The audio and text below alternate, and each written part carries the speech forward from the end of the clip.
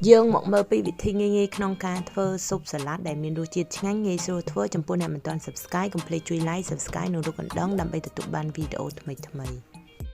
សាឡាត់ខ្ញុំកាត់វាហើយលាងទឹកវាស្អាត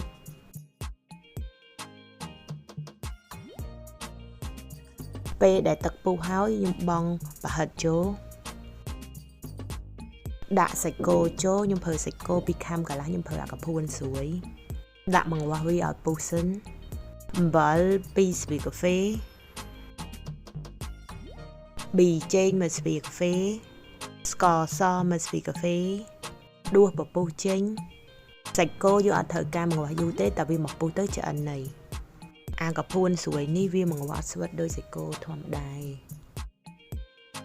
ខ្ញុំប្រើទឹកស៊ីអ៊ីវ1ស្លាបព្រាបាយ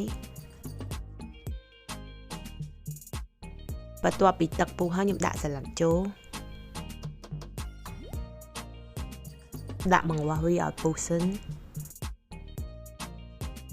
ពេលដែលទឹកពុះហើយខ្ញុំបង្វាស់វាពុះហើយបានឲ្យវាឆ្អិនហើយខ្ញុំបិទភ្លើងដាក់ជីអាណាពីលើបន្តិច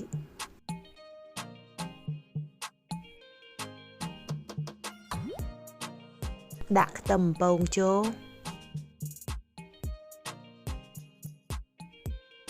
ច្របាច់ក្រូចឆ្មាចូល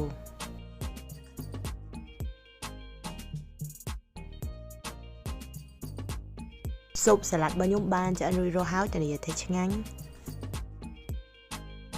អរគុណចំពោះការទស្សនា